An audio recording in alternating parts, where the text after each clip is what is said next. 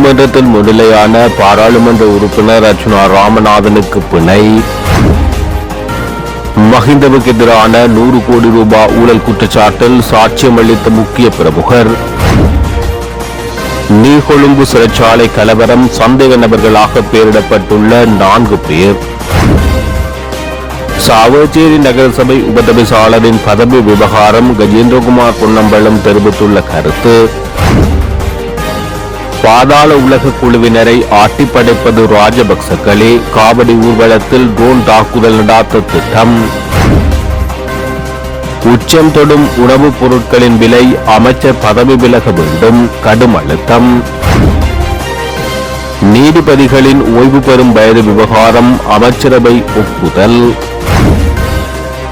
இலங்கையில் இந்திய நிதியுதவியுடனான அபிவிருத்தி கருத்திட்டங்கள், நடைமுறை பிரச்சினைகளுக்கு தீர்வு காண நடவடிக்கை.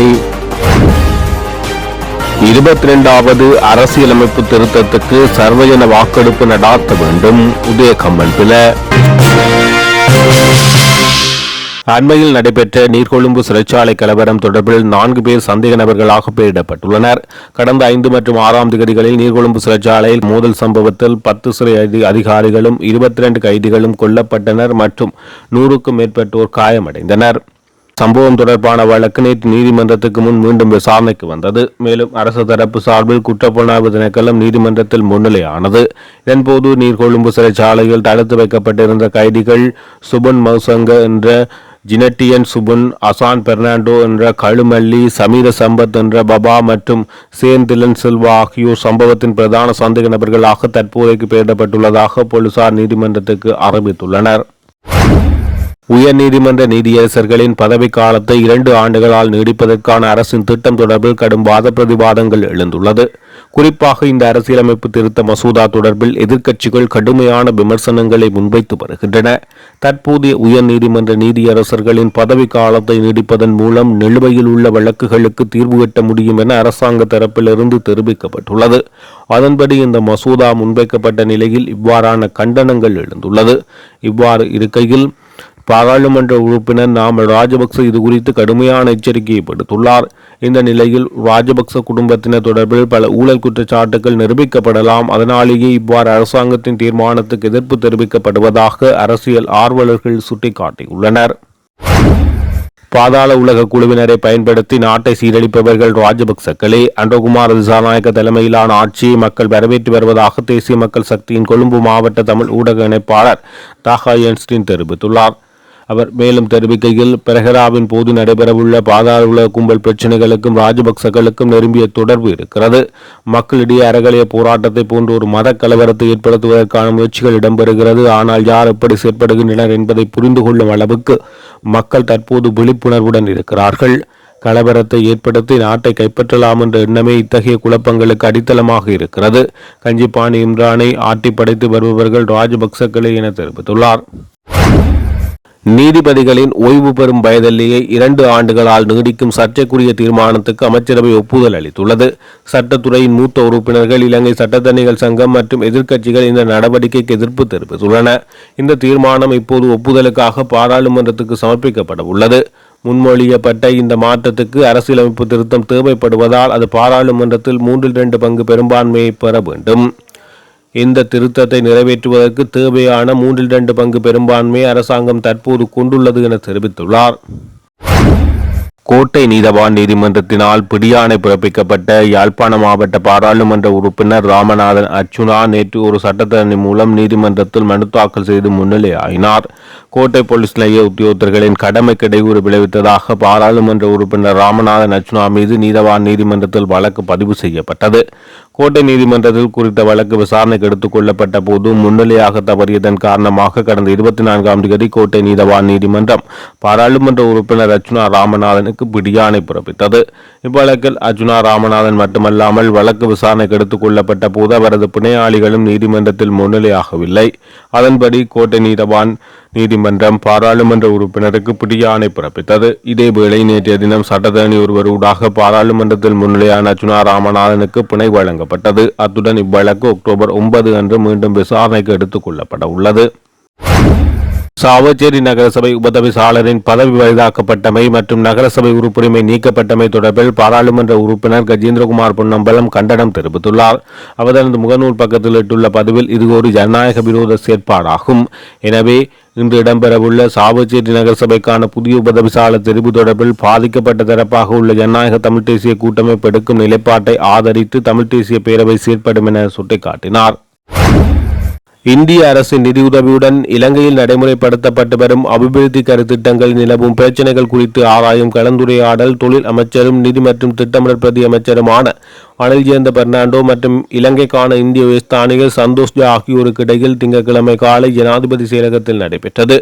இந்திய நிதியுதவியுடன் செயல்படுத்தப்படும் உட்கட்டமைப்பு திட்டங்களை அமுல்படுத்துவதில் எதிர்கொள்ளும் சவால்கள் மற்றும் அவற்றுக்கு தீர்வு காண்பதற்கு தேவையான நடவடிக்கைகள் குறித்து இதன்போது கவனம் செலுத்தப்பட்டது. அத்துடன் இத்திட்டங்களை தொடர்ந்து முன்னெடுத்து செல்வதற்கு ஏதுவாக ஒப்பந்தங்களை புதுப்பிப்பது தொடர்பாகவும் சிறப்பு கவனம் செலுத்தப்பட்டது. போக்குவரத்து, நெடுஞ்சாலை மற்றும் நகர அபிவிருத்தி, துறைமுகங்கள் மற்றும் சிவில் விமான போக்குவரத்து, பெருந்தோற்றம் மற்றும் சமூக உட்கட்டமைப்பு, வீடமைப்பு, புனரமைப்பு, நீர்வளங்கள், மீன்பிடி, நீரியல் வளங்கள், விஞ்ஞானம் மற்றும் தொழில்நுட்பம், நீதி மற்றும் தேசிய ஒருமைப்பாடு ஆகிய அமைச்சுக்களின் கீழ் மதிப்பாய்வு செய்யப்படும் திட்டங்கள் அமுல்படுத்தப்பட்டு வருகிறது. அத்துடன் பேரழிவு மீட்பு மற்றும் மறுசீரமைப்புக்காக இந்திய அரசினால் வழங்கப்பட்ட 480 மில்லியன் அமெரிக்க டாலர் கடன் மற்றும் மானிய உதவியின் கீழ் நிதியளிக்கப்படும் திட்டங்கள் குறித்தும் இந்த கூட்டத்தில் மீளாய்வு செய்யப்பட்டது. மேலும் இந்த திட்டத்தில் முன்னேற்றத்தை கண்காணிப்பதற்கும் மேற்பார்வையிடுவதற்கும் ஜனாதிபதி செயலகத்துக்கு விசேட அலகு ஒன்றை அமைப்பது குறித்தும் கலந்துரையாடப்பட்டது. பிரதம நீதியரசரின் பதவிக்காலத்தை நீடிக்கும் உள்நோக்கத்துடன் ஒட்டுமொத்த நீதியரசர்களின் பதவிக்காலத்தை நீடிக்கும் வகையில் அரசியலமைப்பின் 22வது திருத்தத்தை கொண்டுவர அரசாங்கம் உத்தேசித்துள்ளது. இந்த திருத்தத்தால் உயர்நீதிமன்ற நீதியரசர்கள் அனைவரும் பயனாளிகளாகுவதால் இந்த திருத்தத்தை உயர்நீதிமன்றத்தில் சவாலுக்குட்படுத்த முடியாது. ஆகவே 22வது திருத்தம் தொடர்பில் சர்வஜன வாக்கெடுப்பை ஜனாதிபதி நடாத்த வேண்டும் என பிவித்துறைகள் உரிமைய கட்சியின் தலைவரும் முன்னாள் அமைச்சருமான உதய கமன்பில் தெரிவித்தார். பிரதம நீதியரசர் பத்மன் சூரசேன எதிர்வரும் டிசம்பர் மாதத்துடன் சேவையிலிருந்து ஓய்வு பெறவுள்ளார். அவரது சேவை காலத்தை நீடிப்பதற்கு அரசாங்கம் ஆரம்பத்தில் முயற்சித்தது. அதற்கு பல்வேறு தரப்பிலிருந்து எதிர்ப்பு வெளியானதன் பின்னர் உயர்நீதிமன்றம் மற்றும் மேன்முறையீட்டு நீதிமன்ற நீதியரசர்களின் பதவி காலத்தை நீடிப்பதற்கு அரசாங்கம் முயற்சித்தது. நீதியரசர்களின் பதவிக்காலத்தை மாத்திரம் நீடிப்பதற்கு அரசாங்கம் எடுத்த முயற்சிக்கும் எதிர்ப்பு வெளியானதன் பின்னர் நீதியரசர்கள் உட்பட சகல நீதிபதிகளின் பதவிக்காலத்தை நீடிக்க அரசாங்கம் உத்தேசித்துள்ளது. இதற்கமைய நீதியரசர்களின் பதவிக்காலத்தை நீடிக்கும் வகையில் அரசியலமைப்பில் 22வது திருத்தத்தை கொண்டுவர அரசாங்கம் தீர்மானித்துள்ளது. பிரதம நீதியரசர் என்ற தனிநபரை இலக்காக கொண்டு இந்த திருத்தம் கொண்டுவரப்பட உள்ளது. அரசாங்கத்திடம் எவ்வித குறுகிய நோக்கமும் இல்லாவிடின் பிரதம நீதியரசர் எதிர்வரும் டிசம்பர் மாதம் சேவையிலிருந்து ஓய்வு பெற்றதன் பின்னர் 22வது திருத்தத்தை முன்வைக்கலாம் என தெரிவித்துள்ளார். முன்னாள் ஜனாதிபதி மஹிந்த ராஜபக்ச உள்ளிட்டவர்கள் சுமார் 100 கோடி ரூபாய் லஞ்சம் பெற்றுக் கொண்டதாக குற்றம் சுமத்தப்படும் சம்பவம் தொடர்பில் முன்னாள் பாராளுமன்ற உறுப்பினர் சைன்பாஸ் குணவர்த்தன சாட்சியம் அளித்துள்ளார். லஞ்ச ஊழல் மோசடி தவிர்ப்பு விசாரணை ஆணைக்குழுவில் அவர் 3 மணித்தியாலங்கள் சாட்சியம் அளித்தார். இராணுவ தலைமையகம் அமைந்திருந்த காணியை சங்கிரிலா ஹோட்டலுக்கு விற்பனை செய்யும் நடவடிக்கையின் போது சுமார் 100 கோடி ரூபாய் லஞ்சமாக பெறப்பட்டதாக சுமத்தப்படும் குற்றச்சாட்டு தொடர்பில் சைன்பாஸ் குணவர்த்தன வாக்குமூலம் அளித்துள்ளார். முன்னாள் பாராளுமன்ற உறுப்பினர் சைன்பாஸ் குணவர்த்தன நேற்றைய தினம் லஞ்ச ஊழல் புலனாய்வு ஆணைக்குழுவில் ஆஜராகினார். ஆணைக்குழுவின் அறிவித்தலுக்கு அமைய அங்கு சென்ற அவர் சுமார் 3 மணித்தியாலங்களுக்கு வாக்குமூலம் வழங்கிய பின்னர் அங்கிருந்து புறப்பட்டு சென்றுள்ளார். குறித்த லஞ்ச பணத்தை பெற்றுக் கொண்டதாக குற்றம் சாட்டி முன்னாள் ஜனாதிபதி மஹிந்த ராஜபக்சவுக்கு எதிராகவே ஆணைக்குழுவில் முறைப்பாடு செய்யப்பட்டது. லஞ்ச ஊழல் மற்றும் வீண்விரியத்துக்கு எதிரான பிரஜைகள் சக்தி அமைப்பு இந்த முறைப்பாட்டை செய்தது. சிங்கப்பூரைச் சேர்ந்த சிதம்பரம் என்பவரால் வழங்கப்பட்ட சத்திய கதாசியின்படி டிபிஎல் ITMA நிறுவனம் மற்றும் ஹெரிட்டட் என்னும் ஆலோசனை நிறுவனம் ஆகியவற்றின் ஊடாக இந்த பணம் வழங்கப்பட்டுள்ளதாக முறைப்பாட்டில் தெரிவிக்கப்பட்டுள்ளது. சைன்பாத் குணவர்த்தன ஊடகங்களுக்கு தெரிவித்த கருத்துக்களை மேற்கோள் காட்டியே இந்த முறைப்பாடு தாக்கல் செய்யப்பட்டது. மேலும் அப்பணம் தங்கல்ல பிரதேசத்தில் ஹோட்டல் ஒன்றை கொள்வனவு செய்வதற்கும் CSN ஊடக வலையமைப்பு பின்னல் வழங்கப்பட்டுள்ளதாகவும் குறிப்பிடப்பட்டுள்ளது. இந்த நிலையில் அவரிடம் வாக்குமூலம் பெறுவதற்காக லஞ்ச ஊழல் ஆணைக்குழு அவரை அழைத்தது. வாக்குமூலத்தில் எவ்வாறான விடயங்களை சைன்பாஸ் குணவர்த்தன குறிப்பிட்டார் என்பது பற்றி எவ்வித விவரங்களும் வெளியிடப்படவில்லை. நுகர்வோர் மற்றும் உணவு பாதுகாப்பை உறுதிப்படுத்த தவறிய வர்த்தக வாணிப உணவு பாதுகாப்பு மற்றும் கூட்டுறவு அபிவிருத்தி அமைச்சர் வசந்த் சமரசிங்க உடனடியாக பதவி விலகல் செய்ய வேண்டும் என அகில இலங்கை உணவக உரிமையாளர் சங்கம் கோரிக்கை விடுத்தது. அரிசி, பால்மா, முட்டை மற்றும் இறைச்சி உள்ளிட்ட பொருட்களின் விலை உயர்வுக்கு அமைச்சரின் அறியாமையும் நுகர்வோர் விவகார அதிகார சபையின் ஒத்துழைப்பின்மையுமே காரணம் என சங்கம் தெரிவித்துள்ளது. கொழும்பில் நடைபெற்ற ஊடகவியலாளர் சந்திப்பில் கலந்து கொண்டு கருத்து தெரிவிக்கும் போது சங்கத்தின் தலைவர் ஹசன் ருசான் மேற்கண்டவாறு குறிப்பிட்டார். நாட்டில் அத்தியாவசிய உணவுப் பொருட்களின் மூலப்பொருட்களும் மிக வேகமாக விலை உயர்ந்து வருகிறது. 2 வாரங்களுக்கு முன்னர் குறைந்த விலையில் விற்பனையான பெரிய முட்டை ஒன்று தற்போது 46 தொடக்கம் 47 ரூபாவாகவும் 45 கிராம் சிறிய முட்டை 42 ரூபாவாகவும் அதிகரித்துள்ளது.